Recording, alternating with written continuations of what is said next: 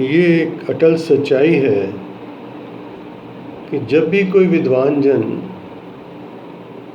कोई प्यार वाला, कोई महापुरुष अपने इष्ट से, अपने प्रभु से नज़दीकी प्राप्त करता है, उसके दीदार की झलकें उसको मिलने लगती हैं, तो उसमें एक बहुत गहराई तक बहुत महान एक भावुकता, एक कोमलता, एक निर्माणता का उसके अंदर एक उद्गम होता है, उसके अंदर एक डेवलप होता है। जैसे किसी शायर ने कहा है, अपनी हस्ती भी एक रोज़ वो गवाह बैठता है जिसको अपने दीदार की एक झलक दिखा देते हो। और जिन महापुरुषों की आज हम बात करने जा रहे हैं, उन्होंने तो अपने जीवन काल में ही, मैं ऐसा समझता हूँ उनकी रचनाओं से, उनके अनुभवों से, कि जैसे उन्होंने अपने इष्ट से, अपने निरंकार प्रभु परमात्मा से एकता प्राप्त कर ली थी। वाणी भी कहती है, जीवन मुकत जिस हृदय भगवंत, इसके रोम रोम में आके वो बस गया था मेरा गुरु नानक। उसके दूरी वाली कौन सी फिर बात रह गई। और फिर जब हम उनकी रचनाएं पढ़ते हैं, उनके जीवन इतिहास को विचारते हैं, तो उसमें स्पष्ट पता चलता है कि हाँ, कुछ पाया है, कुछ पाया है, मेरे सतगुरु अलख लखाया है। ऐसी एक रचना का आज मैं आपसे जिक्र करने जा रहा हूँ। एक महान ग्रंथ जिसकी संपादना भाई साहब भाई वीर सिंह जी, संत कवि भाई साहब भाई वीर सिंह जी, जो संपूर्ण संसार में आज उनको किसी पहचान की ज़रूरत नहीं है, और ख़ास करके सिख जगत में तो बच्चा बच्चा उनके नाम से वाकिफ़ है। पुरातन समय से ऐसी रीति चली आ रही है कि जब भी कोई विद्वान, कोई महापुरुष, कोई लेखक अपनी कोई रचना कंप्लीट करता है, तो किसी न किसी को वो समर्पित करता है। तो एक ग्रंथ है सूरज प्रकाश ग्रंथ, जिसकी कथा तकरीबन संसार के सभी गुरुद्वारों में होती है। सिख इतिहास का प्राचीन ग्रंथ है। उसकी जब संपादना दिखारी, तो उसके जो लेखक थे वो तो भाई साहब भाई संतोख सिंह जी थे, लेकिन उसकी संपादना बाद में भाई साहब भाई वीर सिंह जी ने की। और जब वो कंप्लीट हुआ महान ग्रंथ, तो उसके आरंभ में उन्होंने एक समर्पण की एक कविता लिखी, और उनकी जो अवस्था है उस कविता में जाहिर होती है। कहते हैं, मेरा मन करता है ये मैं ग्रंथ, ये संपादित ग्रंथ मैं अपने इष्ट देव गुरु नानक, दसों गुरु साहिबान, गुरु गोबिंद सिंह जी महाराज, गुरु ग्रंथ साहब जी महाराज को अर्पण करूं। पर कैसे करूं? अर्पण तो वही चीज़ हो सकती है ना जो मेरी अपनी हो, जो पहले ही उसकी दी हुई है। मैं कैसे अर्पण करूं? देखिए, निर्माणता पहले ही उसी की दी हुई है, अब उसके आगे क्या रखूं? कहते हैं हाँ, और मेरे मन में बहुत चाव है उसका कि मैं करूं अर्पण। शर्म भी आ रही है, महसूस भी हो रहा है, फिर भी एक उमा है अंदर, भाव है अंदर कि मैं अपने गुरु को ये ग्रंथ समर्पित करूं।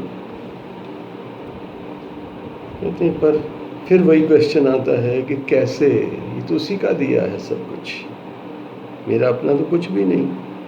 ये लेखनी उसकी, ये हाथ, जिन हाथों से मैंने कलम को पकड़ा और कुछ लिखा, ये नेत्र जिनके द्वारा मैंने पढ़ा, देखा, बाचा, ये बुद्धि, ये सब कुछ तो उसी का है। तो मेरा तो इसमें कुछ भी नहीं है।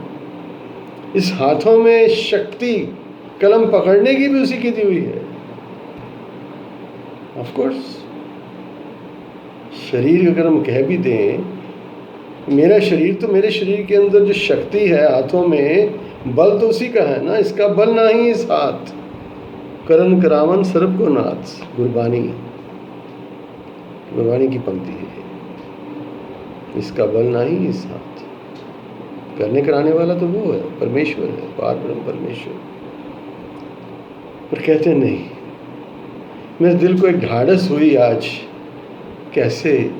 कहते मैंने माली को देखा। वो माली अपने मालिक के बगीचे में काम करता है और उसको तनख्वाह मिलती। कोई भी जागीरदार, कोई भी अमीर व्यक्ति, उसके बहुत बड़े महल के बाहर बगीचे में वो माली सेवा करता है और उसको तनख्वाह मिलती है। पूरा समय उसका, उसके आगे उस समय की कीमत मिलती है उसको, उस हुनर के मुताबिक उसको तनख्वाह मिलती है। लेकिन मैं देखता हूँ कि वो माली बड़े प्यार से उस बगीचे में से फूल तोड़ता है। और फूल किसके हैं? मालिक के। बगीचा जब मालिक है तो फूल भी मालिक के। कहते हैं लेकिन वो उन फूलों का बड़ा खूबसूरत गुलदस्ता, एक बुके बनाता है और अपने मालिक के पास ले जाता है। मालिक बहुत खुश होता है, बड़ी श्रद्धा से वो उसके आगे रखता है बुके, वो गुलदस्ता फूलों का, जो उसके बगीचे में से तोड़ के फूल इकट्ठे करके सजा के एक गुलदस्ते के रूप में लाता है माली। तो मालिक देख के बड़ा खुश होता है उसके प्यार से, कैसे अदा से, कैसे सत्कार से, कैसे भाव से उसने उसके आगे फूल रखे। हालांकि वो जानता है ये फूल तो मेरे बगीचे से आए, इनकी मलकियत तो मेरी है, और ये व्यक्ति जो है ये मेरे बगीचे में काम करने के पैसे लेता है, इसमें इसका तो कुछ भी नहीं है।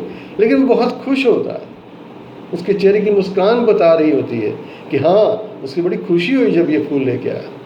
कहते बस उस माली को देख के मेरे मन में भी चाव हुआ, और उस अवस्था में आकर, उस कोमलता में, उस भाव में अति भाव विभोर होकर भाई साहब भाई वीर सिंह जी ने जो शब्द लिखे, दिल के गहराइयों को छू जाते हैं, टच कर जाते हैं। क्या अवस्था थी उनकी, क्या गहराई थी उनकी, क्या भाव थे उनके, क्या श्रद्धा थी उनकी, क्या समर्पण था उनका। कहते हैं अपनी शय कोई अर्पिए, कुछ अपना दें तो समर्पण होता है। अपनी शय कोई अर्पिए, पंजाबी की कविता है। अपनी शय को, शय मीन्स वस्तु, अपनी शय कोई अर्पिए तां ओ समर्पण होए, अगे ही जो आप दी, पहले से ही आपकी है। अपनी शय कोई अर्पिए तां ओ समर्पण होए, अगे ही जो आप दी, अर्पण किंज हो सोए। है पर माली देखिए, कहते जो आगे ही आपकी है उसको अर्पण कैसे करूं? पर नहीं, मैं माली को देखता हूँ। ऐ पर माली देखिए, मालिक चिमनो तोड़, मालिक के बगीचे से तोड़ के लाया फूल। ऐ पर माली देखिए, मालक चिमनो तोड़, फुल मालक नू अर्पदा, सिर नवाए हाथ जोड़।